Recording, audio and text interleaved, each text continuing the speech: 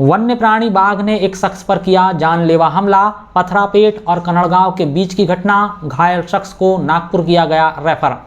बालाघाट जिले के वन परिक्षेत्र कटंगी और सिवनी जिले के खवासा रेंज के बीच अंबेझरी गांव के पथरापेट और कन्हड़गांव के रास्ते में नाले के पास वन्य प्राणी बाघ ने मवेशी चरा रहे एक शख्स पर जानलेवा हमला कर गंभीर रूप से घायल कर दिया है। वन्य प्राणी के हमले से घायल शख्स पीपरवानी निवासी खेमा पिता पांडुरंग नाने को पीपरवानी के सरकारी अस्पताल में प्राथमिक उपचार देने के बाद सीधे नागपुर रेफर कर दिया गया है। खेमा की हालत बेहद नाजुक बनी हुई है। वहीं इस घटना के बाद अंबेझरी, पथरापेट और पीपरवानी में तनाव की स्थिति निर्मित होते हुए दिखाई दे रही है। दरअसल 2 दिन पहले ही वन्य प्राणी बाघ का रेस्क्यू करने के लिए पैच से रेस्क्यू स्क्वाड और चिकित्सकों की टीम हाथी दल के साथ अंबेझरी गांव पहुंची है। बाघ की मूवमेंट पर निगरानी रखने के लिए कैमरे और ड्रोन की सहायता ली जा रही है ताकि बाघ का सफल रेस्क्यू किया जा सके। इस बीच शुक्रवार 17 अक्टूबर की शाम करीब 4:30 बजे के आसपास पथरापेट और कन्हड़गांव के बीच नाले के पास बाघ ने मवेशी चरा रहे शख्स पर प्राणघातक हमला कर उन्हें गंभीर रूप से घायल कर दिया।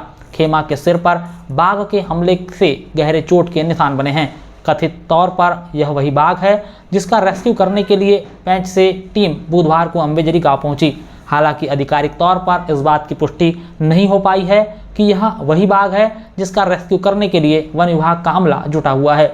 ग्रामीणों की माने तो अंबेझरी के जंगल में बाघों की संख्या 1 से अधिक है। जंगल और खेत में मिले पगमार्ग बाघों की संख्या 1 से अधिक होने की ओर इशारा करते हैं। शुक्रवार को वन्य प्राणी बाघ के इंसानी हमले की घटना से वन विभाग के अधिकारियों और कर्मचारियों को भीतर से डरा दिया है।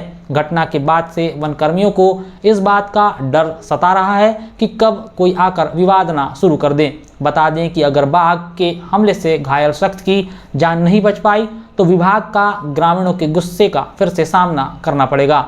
यह सामना ठीक उसी प्रकार से होगा जैसे पूर्व में अंबेझरी गांव में सेवकराम गोपाले की मौत के बाद झेलना पड़ा था।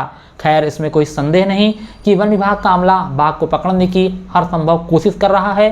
4 सितंबर को अंबेझरी के कक्ष क्रमांक 586 में घटना के बाद से वनकर्मी लगातार बाघ की मूवमेंट पर निगरानी बनाए हुए हैं। बाघ को गांव से दूर रखने के लिए तमाम जतन किए जा रहे हैं और बाघ को पकड़ने के लिए पिंजरे तक लगाए गए हैं। बुधवार की रात बाघ को पकड़ने के लिए जाल बिछाया गया था, लेकिन बाघ वन विभाग के बने जाल में नहीं फंस पाया।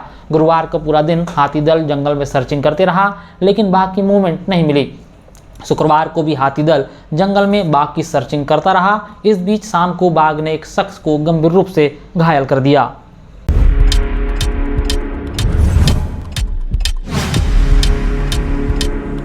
अखिल भारतीय ग्राहक पंचायत ने सीएम के नाम सौंपा ज्ञापन। बच्चों के परिजनों को आर्थिक सहायता और दोषियों को शीघ्र दंडित करने की मांग। मध्य प्रदेश और राजस्थान में बच्चों की मौत के बाद कफ सिरप की गुणवत्ता को लेकर कई गंभीर सवाल उठे हैं। मध्य प्रदेश में तमिलनाडु में बनने वाले कोल्ड्रिक कफ सिरप पर प्रतिबंध लगा दिया है। इस घटना के बाद अब अखिल भारतीय ग्राहक पंचायत ने शुक्रवार 16 अक्टूबर की शाम 5 बजे कटंगी में अनुविभागीय अधिकारी कार्यालय पहुंचकर एसडीएम केसी ठाकुर को मुख्यमंत्री डॉक्टर मोहन यादव के नाम एक ज्ञापन सौंपा है। जिला अध्यक्ष आशुतोष बिसेन के नेतृत्व में सौंपे गए ज्ञापन में सरकार से मृत बच्चों के परिजनों को कम से कम 25 लाख रुपए की आर्थिक सहायता और स्थायी पुनर्वास और निःशुल्क वैदिक सहायता प्रदान करने और पूरे प्रकरण की उच्च स्तरीय न्यायिक जांच, दोषियों को अतिशीघ्र दंड और प्रदेश के प्रत्येक जिले में औषधि परीक्षण और निरीक्षण रिपोर्ट को ऑनलाइन पोर्टल पर अनिवार्य रूप से प्रकाशित करने की मांग की गई है। इस दौरान अखिल भारतीय ग्राहक पंचायत के पदाधिकारीगण मौजूद रहे। जैसा कि आप सभी जानते हैं, विगत दिवस छिंदवाड़ा में 21 मासूम बच्चों की मिलावटी खांसी के सिरप को पीने की वजह से मृत्यु हो गई और वो असमय जो है काल के गाल में समा गए। और इसकी जो है सूक्ष्म जांच करने के लिए हमने आज प्रशासन को ज्ञापन दिया है। मैं आपको कुछ बिंदु बताना चाहता हूँ। मीडिया रिपोर्ट के अनुसार जो है छिंदवाड़ा जिले में 19 सैंपल जांच के लिए गए थे, जिसमें 3 सैंपल फेल पाए और 48% से अधिक डाई एथिलीन ग्लाइकोल की उपस्थिति पाई गई, जो कि ये जो है पूरे राज्य के जो औषधि नियंत्रण तंत्र जो है ये उसके ऊपर प्रश्न चिन्ह खड़ा करता है।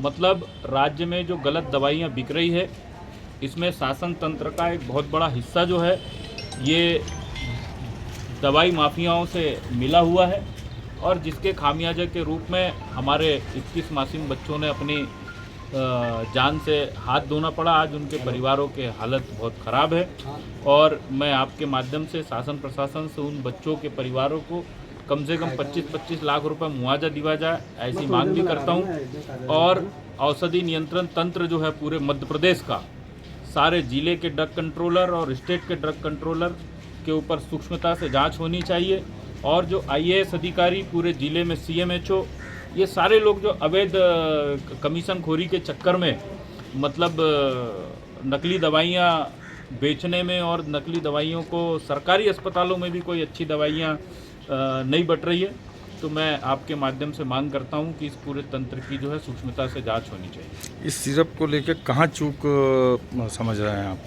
इसमें स्पष्ट रूप से ड्रग कंट्रोलर और प्रशासनिक तंत्र, ये दोनों के चूक है।